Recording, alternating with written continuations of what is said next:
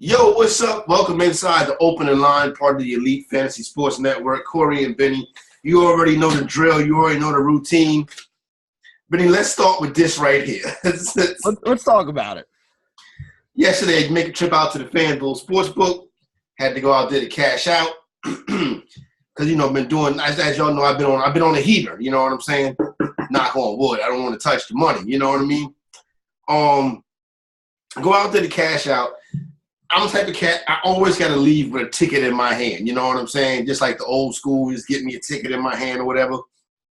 So I said, you know what? I'm going to play me a little $25 lottery ticket parlay. You know what I'm saying? Mm-hmm. Nothing, no chance that, just something to see if this happens to hit tonight. You know what I'm saying? So I go up there. I put in, I think it's 5 different teams, whatever. Put the money in. I get the ticket. The ride I had out there, I go back, I get in that car, I look at the ticket, and I'm like, wow, this ticket pays out a lot. Because this was all, favorites. This was mainly favorites in this parlay. Mainly MLB favorites in the Bucks money line, which was at minus 280. So I'm like, well, this ticket is worth a lot. For you know what I'm saying, for 5 teams with all favorites. I take a double look at the ticket, and I see a bet up here for June 1st, 2019. And I'm like, oh, shit, I made a mistake. Not only did I make a mistake, Benny, I made a mistake of maybe of epic proportions, because that June 1st match is the UEFA final. That's correct, right? Yeah, Champions League final. The Champions League final. And everything on this ticket has hit so far. Yep. The ticket is perfect. There's only one more thing left on this ticket. It's the Champions League final. And for those of you who are into soccer, I don't have Liverpool. I have Tottenham. And Tottenham is plus 300. And that plus 300 does not include a draw. A draw would be a loss in this case right here, Benny. Now, well, the good news for you, though, is you can't have a draw in the finals. It's like the World Cup final. There's not going to be a draw. So there's going to be a winner one way or another. So you don't even have to worry about that. So that's the one good thing here. So we got some good news. So this ticket pays out $1,088. Mm-hmm. Without Tottenham on it, this ticket would pay out $275. Now I have the dilemma, Benny, of, listen, it's only a $25 ticket, so I have the dilemma of letting it ride. You know what I'm saying? Or I can try to move this, prop swap or something like that, Benny. And, when I left, the girl was like, well, go back and see if you can change it. My uncle played numbers his entire life. And I would go to the store. Sometimes, hell, I would even go to the number hole to play his numbers for him. And he always told me if I made a mistake, keep it. You know what I'm saying? Because it could very well be on there for a reason. And now I'm like, Benny, I don't know what to do with this ticket. Because a part of me is like, you know what, let it ride. But then I'm thinking to myself, man, Tottenham is a real big underdog. Yeah, well, I mean, at plus 300, you're basically talking about the ticket being worth, 1/3 of what the final payout is, because that's the only thing that's really left on it. So it's actually even worth more than the $275 it would have paid out right now. It's probably worth about $350 or $360 at the moment. Now, again, if you put it on one of those sites, though, you're probably not going to get full value for somebody to pay that for you. So you're probably going to wind up getting about what you would have gotten out there, like $275, $300, because whoever takes it is going to want to get, the whole reason they're buying it is to get slightly better odds than they would otherwise on it. So, that's really the deal. What you got to hope for is that Tottenham comes down. Like I told you on DraftKings, they're only plus 270. So at plus 270, you'd be looking at 1,088 divided by 2.7. So you would have like a $400-something ticket over there. So I don't know. Do they allow you to cash out? Like I know you can cash out through the app. I've done that before. Do they allow you to cash out a ticket that's not done? That's the thing about it right there that I don't know. And to be honest with you, I doubt it, because I think the cash out feature is something that's predominantly on the app. And I'm thinking to myself, man, if I had played this on the app, I would have had to cash out already and probably more, but I wanted that ticket in my hand. You watch soccer. I do. Does Tottenham have a chance to win this game?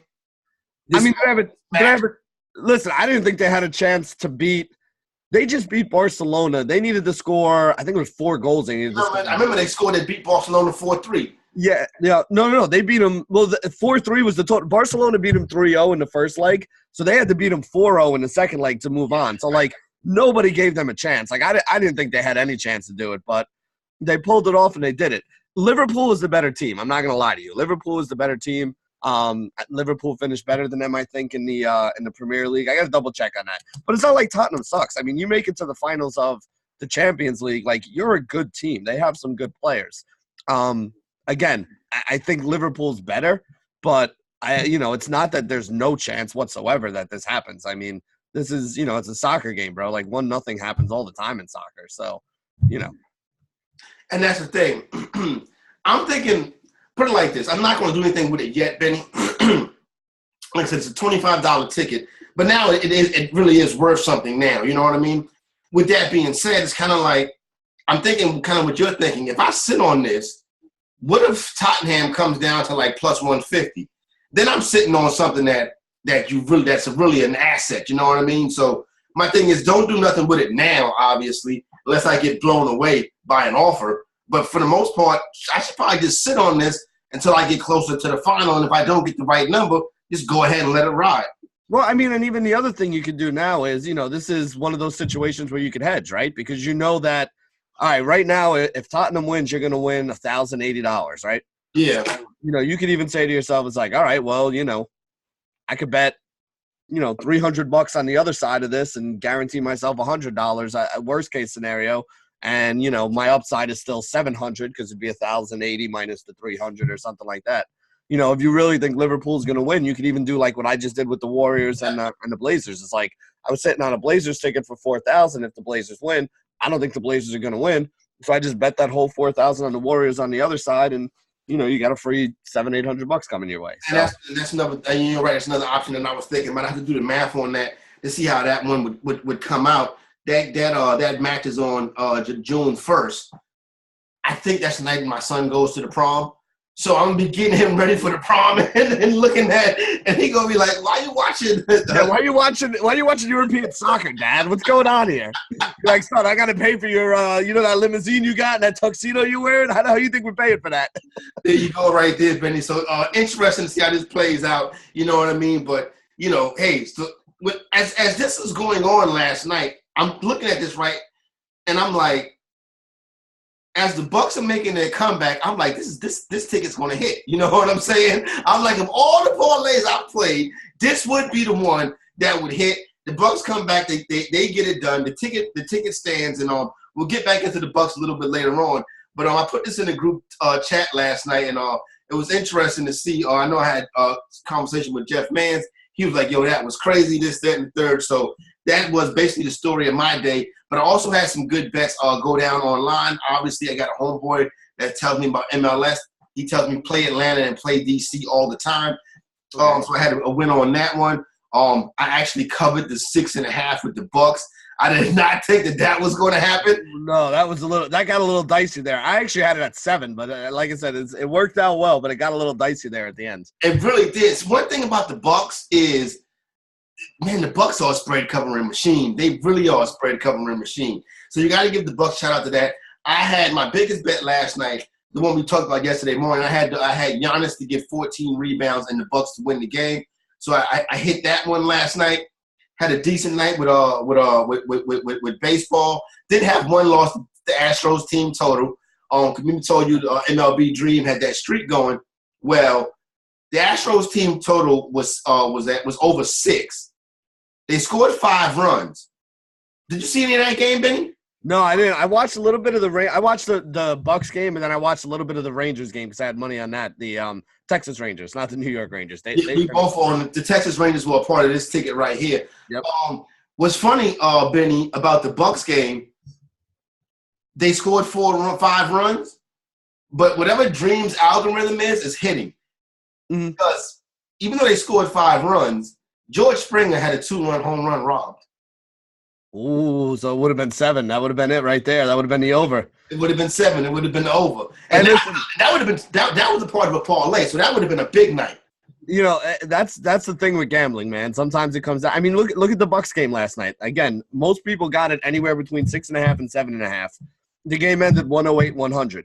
If Toronto scores on that last possession that they have, if they hit a last-second shot, or if the Bucks just decide not to play defense and they get a chance to just go straight down the middle and make a layup, everybody that had 6.5, 7.5 would have lost. That doesn't happen. Everybody that had 6.5, 7.5 winds up winning. And you know what? That's what we say. That's why those casinos are as big as they are, and they don't have any debt because they're really good in Vegas and they're right on the number. But again, what they weren't on, like we talked about yesterday, was the props. That 12.5 Giannis number, giving us plus money on 12.5 rebounds for Giannis yesterday, that was a gift. Benny, that was he had 9 rebounds in the first half. Yeah, and then he only had 12 with like 3 or 4 minutes left in the game. I was like, yo, what the F is going on right here? Just grab one, bro. I noticed that too, son. So, and I needed him to get more. I needed him to get to 14. So yeah. He gets to 14, the Bucks win the game. So for the most part, overall, a decent night. Well, except for the St. Louis Blues. I didn't watch that game, the Blues and the Sharks, but I heard there was a controversial call in that game that went against the Blues. Yeah, why do you ask me about soccer? Is it because I'm white? I mean, why do you ask me about hockey? It's because I'm white? No. I figured you may have been watching it. I have no idea. Honestly, I used to go to Rangers games Rangers and Devils games every once in a while when I was a kid, but hockey is not my sport. I can't pronounce any of the names. I can't even tell you too much about it. You know what? The primetime shootout down in Trenton, the big high school basketball tournament every year. Some Trenton hockey teams play. Where they play that gym at? Where they play that at is where they play that tournament at. Right. That's that arena in Trenton is home to some kind of hockey team. I don't know what it could be. And I have been to the primetime shootout a couple times, and it's always freezing in there because the ice is under the court. You know what I'm saying? Yep. And after that, it kind of was like, I remember being in that gym several occasions, shivering, and I'd be like, yo, I'm never going to a hockey game. And everybody tells me how much fun it is. I'm like, you know what? I'm cool. I'm going to be honest with you. I hate watching hockey on TV. Hockey live is awesome. I heard it's awesome. I heard some shitload of women that be at these hot. I forgot what they Ranger Honeys or something like that. Yeah, there's a lot of good-looking girls at the Rangers games. That's what people say to me, yeah. Put it this way. Hockey players, even though they're missing teeth and all that stuff, and most of them don't speak English because they're all from, like, Yugoslavia and Russia and all that stuff, they all wind up with hot chicks. Like, what the hell's her name? The chick that was in 24, Elijah Cuthbert or something like that. The blonde chick that was his daughter in the first couple seasons of 24. She's been married and linked to like 4 different hockey players at one point in time. So there's those good-looking chicks that just love hockey players for some reason. Gabe always tells me that that hockey players get the most chicks, and my homegirl Michelle Serpico, she would always tell me her condo out there in Jersey City has some Devils players living there, and they get a lot of female attention. You know what I'm saying? So I'll tell you what, though, the sport, if you really want to get chicks, the sport, you got to learn to be a race car driver, bro. The NASCAR chicks, they be having those Southern Belle wives. And you know what the thing is, like we go to sporting events a lot, right, Corey? And like you've been to Yankee Stadium, there's been 40,000-50,000 people there. You've been to the Garden when it's packed. Dude, there's like 200,000-300,000 people at a NASCAR race. Yeah. So, I mean, there's going to be at least a couple of those girls that still have their teeth in Midwestern farmers' daughters and all that good stuff. So, I got a crazy story about the Coca-Cola 600, which is one of the premier races on the NASCAR schedule. I couldn't tell you what year it was. If I was to take an educated guess, I would say it was probably Memorial Day 1999, maybe so, something around that time. Okay. Day I always remember for the rest of my life. Me and one of my best friends, my man Frank White, you know what I'm saying? My man Frank White, he was living down there in Orangeburg, South Carolina with us, but Frank was stone cold hustler from Hartford, you know what I mean? Not from Hartford. Frank is from was it Hartford? He's from some grimy, thugged out part of Connecticut. You know what I'm saying? New Haven? It might have been New Haven, something like that. Well, he's from out there. You know what I'm saying? Okay. Is there that part with Connecticut that start with a W? Probably. There's a lot of cities in it. I know it's Connecticut. It's was it like Windsor? Isn't there? No, Windsor's not in Connecticut. I don't know. You're really asking the wrong guy. The only place in Connecticut I know is where my in-laws go. I try to drive 95 and I get there, and then I turn around and I drive back, and that's about it. Norwalk. That's what it is. Norwalk. Norwalk. Okay. My man Frank from Norwalk, right? And Frank is notorious in Norwalk. You know what I'm saying? Okay. Anytime you got a white dude that hang out with a whole bunch of black dudes only, that dude is normally the most dangerous guy in the crew. You know what I'm saying? No, I've been told a couple times. Yeah, go ahead. So Frank had cornrows. You know what I'm saying? So the only thing that Frank would really do that white people did was he was really into NASCAR. You know what I'm saying? So one year, me and Frank sitting in the house, and Frank is like, yo, I want to go to the Coca-Cola 500.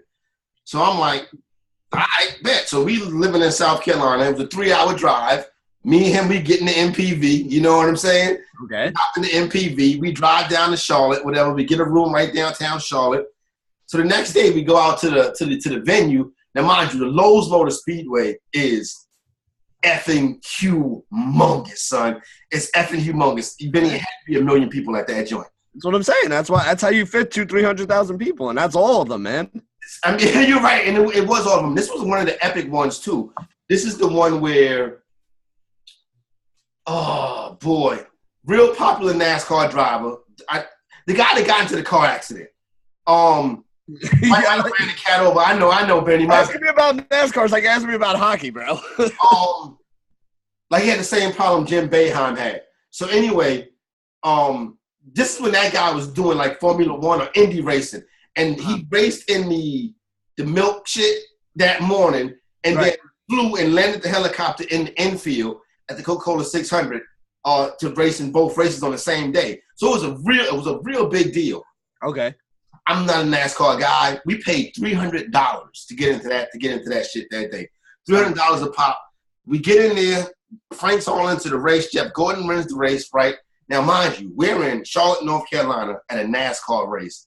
Me and a white dude with cornrows in his hair and gold chains on. You know what I'm saying? Surrounded by 90,000 good old boys, right? So at the end of the event, everybody's in the parking lot. So you can imagine the kind of traffic jam that we're in. So me and Frank are sitting there in traffic, whatever. We got Confederate flags all around us and shit like that. You know what I'm saying? So we just sit.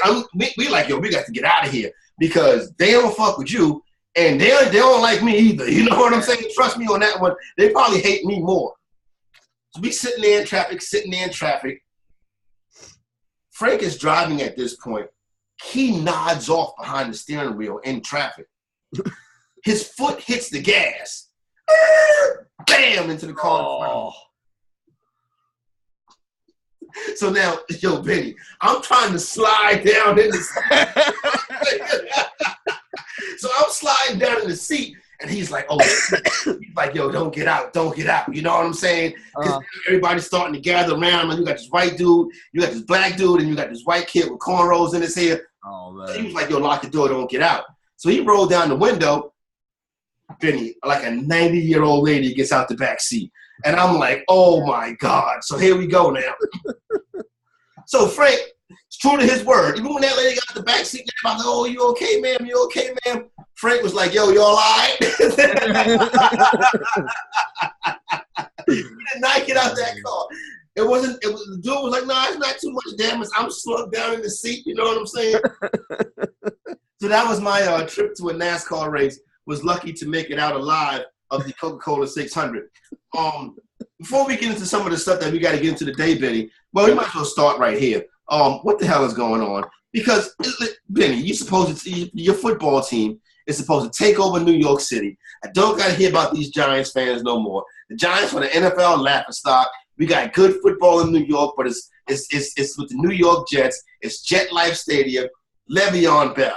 The draft picks are working out. I like the direction of the team, the way everything is going. There's only one thing about the team I really didn't like, and that's the Adam Gase thing. And I think the Adam Gase thing, Benny, might end up hurting you because what in the hell is going on in New York Jet land? So here's the thing, Corey, right? Like, if you've been a Jet fan for long enough, you know not to get excited. Yeah. You know, like, remember the draft? Like, oh, yeah, like Nick fan. You know, I like what they did in free agency. I liked it all, but I've always been the guy that's been like, well, let's see what happens. Let's see what happens, right? Like, I haven't been excited because this is what being a Jet fan is all about. We do dumb shit. And then when we're done doing dumb shit and we start doing stuff that's not dumb shit, we go back to doing dumb shit. Figure out a way to do some more dumb shit. Yeah, so here's my whole thing, right? You know, first off, I never liked Mac in the first place, so I'm not that upset that he's gone. What I'm upset about is how we went about doing it. You know, like, if you were going to get rid of this guy, why didn't you get rid of him and bring somebody else in and let that other person build the team? Exactly. You know, like, isn't that the point? If you trusted this guy enough with your offseason signings, in the year you finally had money, like the Jets had a crap load of money to spend this summer, right? So you had the year where you had all your money. You know, you still had the draft that was coming up as well. You have a young team in there. You're letting somebody pick a head coach. Those are the 4 things you let your GM do in the offseason. Exactly. And then you fire him? Like, if you didn't trust the guy's judgment, then don't let him pick your head coach. Don't let him make your draft picks. And don't let him spend the cachet of money that you had sitting there in the offseason to spend this offseason. If you didn't trust him and you didn't think he knew what he was doing, you should have made this move 8 months ago when the season ended. Not after you let him spend all the money and make the draft pick and hire the coach. But why does Gase come in there and pick a fight with the GM? Either way, and this is the thing that I don't get, because the news story and everything coming out was that Mac was the one who picked him to be the head coach, right? Yeah.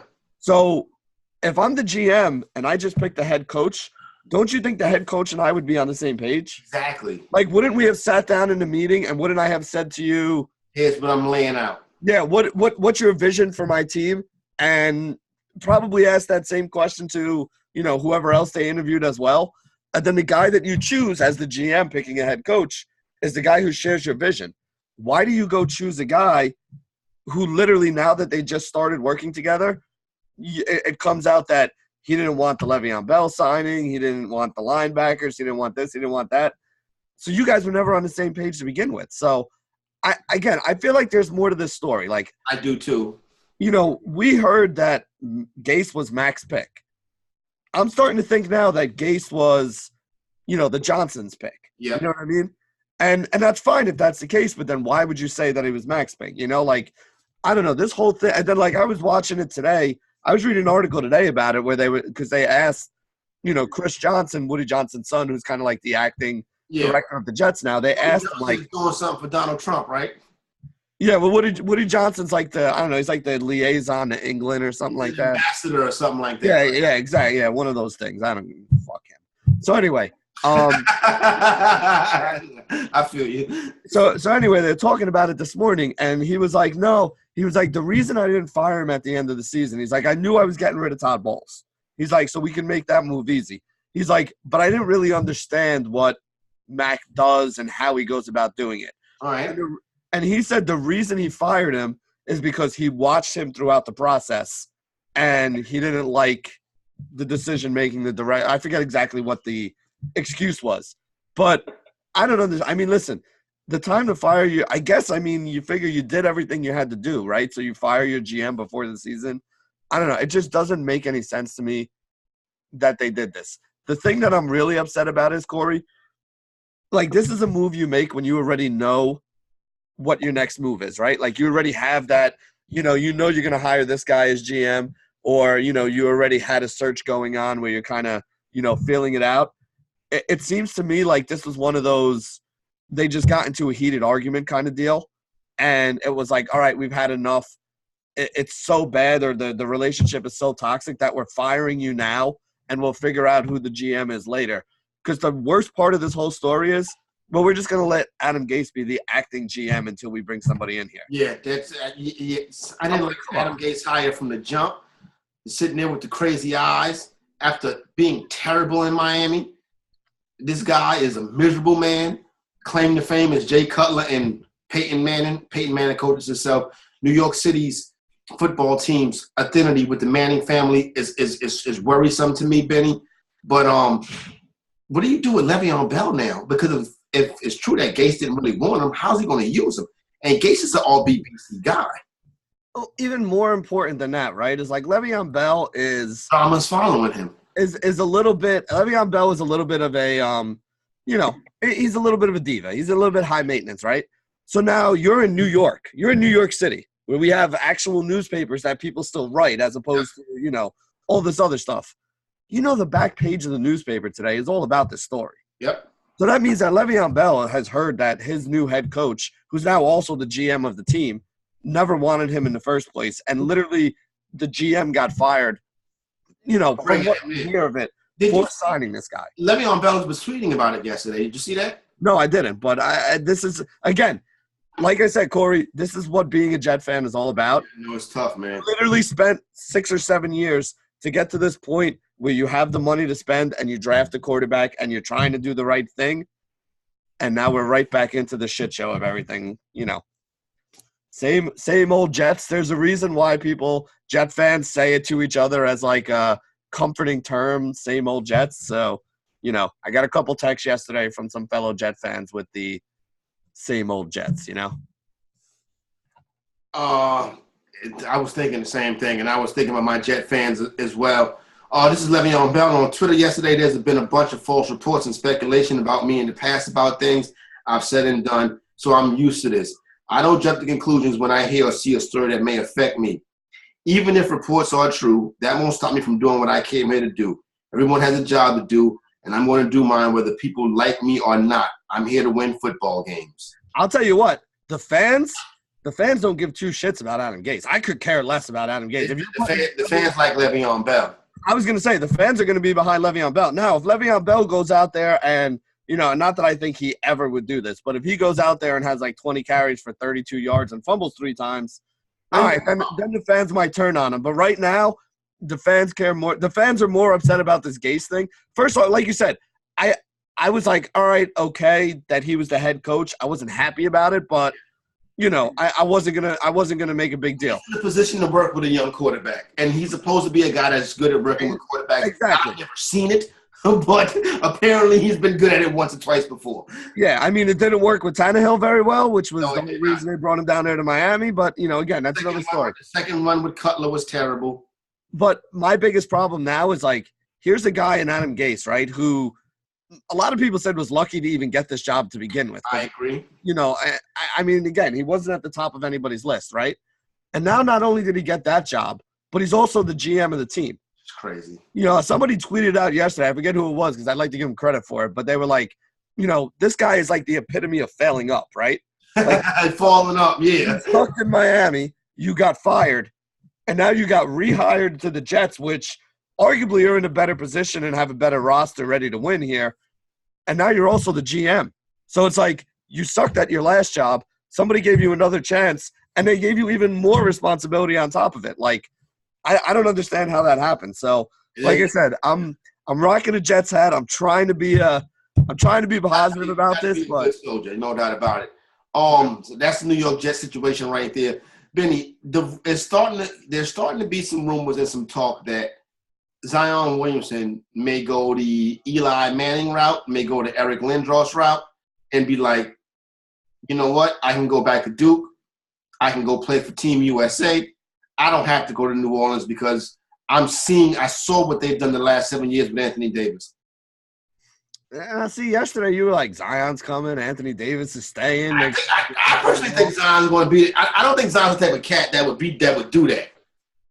Listen, here's all I'm going to say, right, is everybody who has actually done this, who has been a jerk and tried to force a trade somewhere else. It worked out pretty well for the guys who have done this, right? Like you mentioned Lindros. Hey, he's a legend in Philly right now. You know what I'm saying? Eli Manning won 2 championships with the Giants, and even 10 years after he's no longer a useful quarterback, they're still paying him $25 million. Exactly. It's worked out well for everybody in that situation too. What was it, like J.D. Drew or one of the Drew brothers, Stephen Drew, J.D. Drew, one of them did it as well and ended up in a good spot. So, this isn't something new, right? But it kind of goes back to what we were talking about yesterday with New Orleans. It's like nobody wants to go there. Nobody wants to play there because of the way that they've treated the superstars that they've had over the past couple of years. Yeah. I mean? That lady cares about the Saints. That's the truth of the matter. She cares about the Saints, and that's the bottom line of the matter right there. I think Zion wants to be liked too much to do that. Mm-hmm. You know what I mean? But then again, if he does that, would fans blame him? All right, so if you do this to get traded to work out a situation where they trade the pick to like LA or New York who have those third or fourth picks that would actually be something that they could trade with, right? Are you really going to care if the people in New Orleans hate you if you're in New York or LA? Because you're right. 20 million more people in New York and LA who will love you for doing it. And, I love New Orleans. It's a fun place to go and hang out and have a couple beers, walk down Bourbon Street, good times and all. But, I'd rather be in a big media market if you're trying to be a, big media superstar. You know what I mean? Exactly. So it's going to be interesting over the course of the next couple of weeks. Obviously, Duke is still an option. And, the Team USA, you know what I'm saying, is still an option also. It's funny that you shake in your head when I say Duke. He spoke about Duke recently, saying he would like to have gone back to Duke, but he understands that he can't. I mean, we don't know. Like, he might be making more money playing at Duke than he is in the NBA. We're not really sure about that yet. Michael Avenatti is probably one of the biggest pieces of shit walking the face of the earth. But when Michael Avenatti is saying that Duke was paying Zion Williamson, I believe that 100%. Yeah, listen, here's my whole thing is I don't know. And a lot of times with these guys getting paid, these college kids getting like money under the table, it's not like the university is writing them a check, right? It's like it's some alumni or somebody who's connected to them. I believe they say his mother has some kind of consulting deal. Yeah, that's the way it always works, right? It's not like you're directly going to hand somebody a check for $50,000 and in the memo section put bribe to go to Duke. You know what I mean? Yeah. We're going to hire – I'm going to hire you, Corey, to come work for my company. You're going to be my head trader. And you're going to be like, well, I've never traded stocks before. I don't know what the fuck I'm doing. It's a no-show job. Don't worry. Your name, all you have to do is when I pass you this piece of paper, you sign off on it, and that's it. And at the end of the week, you'll get your, $200,000 a year salary will be, paid out to you that way. That's the way they kind of do things in these situations. So, I mean, listen, you know what? He wanted to win a national championship. Like, that was important to him. Like, he talked about it. If I could have, I would have stayed there and all that. I don't know his family situation, to be honest with you. But listen, again, we talk about it all the time about getting your bag, right? Like, this guy's going to walk in and he's going to be worth 8 figures the minute he signs his contract right after he gets drafted. Well, it's just right now, it's just a matter of the signing the agent and the agent getting the shoe deal done. And once the shoe deal might be $400 million. To be honest with you, he doesn't even need the money for his contract. You're right. The shoe deal is going to be more than whatever his rookie contract is. His rookie contract is going to be like, I don't know, 3-4 years. Or I think they have a sliding scale in the NBA. I forget what it is. Sliding scale, yeah. Maybe it's like $7 to $10 million a year. He'll probably end up being if things work out for him the way people think it will, he'll probably end up being a Rose Rule player because he'll probably make an All-Star team. Okay. So he'll probably end up being a Rose Rule player, meaning he can come back. I think he can come back fairly. Once you become a Rose Rule player, I think after your 3rd season, you can re-up. But again, whoever takes him, it's not like they're not going to re-sign him. Like, this guy's going to he's going to make $100 million playing basketball, and he's probably going to make more in endorsements as long as, he keeps going on the path that he's going right now. Exactly. What he can do in endorsements, what he does at the box office, Zion Williamson will more than definitely pay for himself. Listen, for all the shit people talk about Kyle Lowry, son came through last night, Benny. Yo, he had a huge game last night. He was the reason I didn't cash any of my DFS lineups because he had not played well against them. And last night was one of those kind of nights where if you didn't have him, you couldn't win.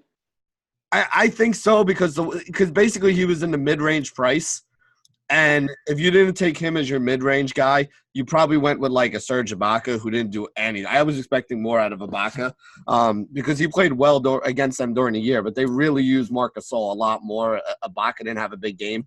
So if you didn't have Lowry, you probably didn't win. I mean, basically last night, like if you looked at the roster construction, everybody had Giannis, everybody had Kawhi in the showdown slates. Like those guys were near 90, almost 100% owned, both of them. And then you had Siakam was highly owned, I think. Who else was highly owned in that game? Chris Middleton, who I wasn't a big fan of yesterday. He had a decent game, but Middleton, I don't think is going to have a good series because he's going to be locked down by Kawhi a lot of this series. So that's a guy I'm definitely going to be fading. But, we talked about it. The one game that Toronto beat Milwaukee was the game when, Lowry actually didn't play, but Fred VanVleet was in there, and VanVleet had like 25 points, knocked down a bunch of threes, like gave them a secondary or basically a third scoring threat outside of Pascal Siakam and Kawhi Leonard. And when the game was going well for them last night, it was going well because they had that third scorer in Lowry. That's the only way they can win this series because Kawhi's going to do his thing, but it's going to be a tougher matchup for him. Siakam's going to be the secondary scorer. When Toronto can get that third guy also being able to score, then they become really tough to guard because now you can't really help out as much or double team guys. If they have the three weapons working, they could make this a series. I still think in the end, though, that the Bucks are going to wind up winning, but it is good to see Lowry finally, kind of play the way we all know he can. Yeah, like he's been the butt of the joke a lot, you know what I'm saying? So it's good to see Kyle Lowry come through and get that W. And have that big game last night and still have my Bucks, but still have the Bucks get the W. With my Bucks last night, but that's all that matters, you know what I'm saying? Tonight we have game 2 with the Dubs and the Portland Trailblazers. Portland catching 7.5. I'm on Portland tonight. I think it might even be worth a money line sprinkle too. I don't think if Portland does go back to Portland down 0-2, I think they fight it out tonight. I think tonight is going to be a close game. Yeah, I'm kind of the same mindset here. I don't think they get blown out in this one.